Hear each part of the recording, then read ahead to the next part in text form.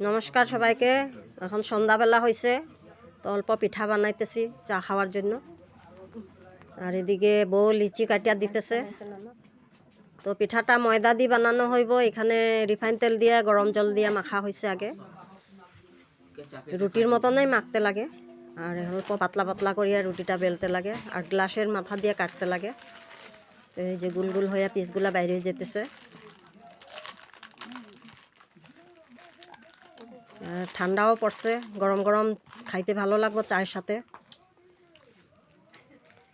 আর এদিকে আমি অনেকগুলা বানাই লইছি, তার কয়েকটা বানাই দিই, বানানোর পরে ভাজা হইব।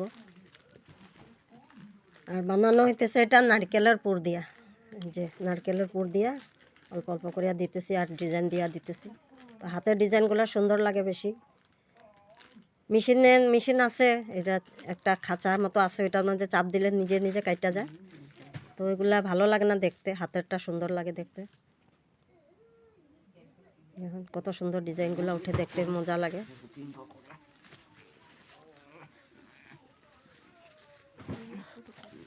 তো ডিজাইন দেওয়া হয়ে গেছে, অল্পটুক বানাইয়া দেখামো, বাকিগুলা পরে ভাজবো। আগে চা খাইয়া লই বানাইয়া।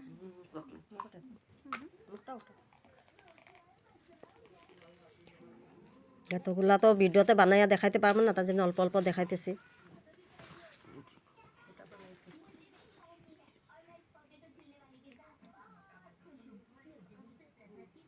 বিহু শেষ হয়ে গেছে, এখন বিহুতে এখন নাই পিঠাছে, সব শেষ হয়ে গেছে। এখন আবার নতুন করে খাইতে ইচ্ছা করতেছে, গরম গরম বানাইয়া খাওয়া হইব।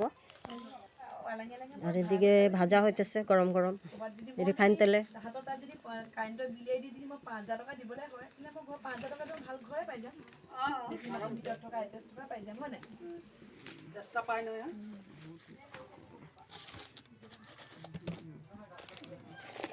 ভাজা হয়ে গেছে এখন। আর কালারগুলা দেখেন কত সুন্দর হয়েছে, একদম ডিজাইনগুলা কত সুন্দর হয়েছে,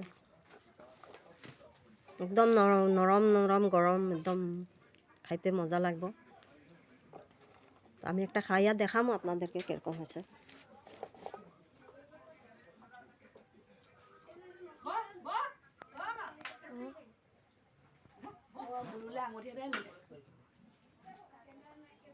বানানো হয়ে গেছে, এখন চা বানাইব।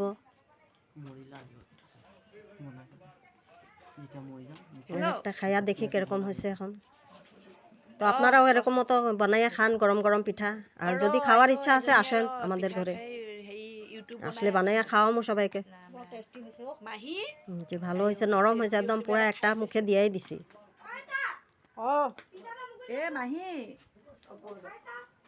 এদিকে চা বানানো হইব, এখন চা নিয়ে আসবো, চা সাথে খামু বইয়া সবাই। আর এই যে চা হয়ে গেছে, পিঠা দিয়া চা খাবো। তো ভিডিওটা কিরকম লাগলো, যদি ভালো লাগে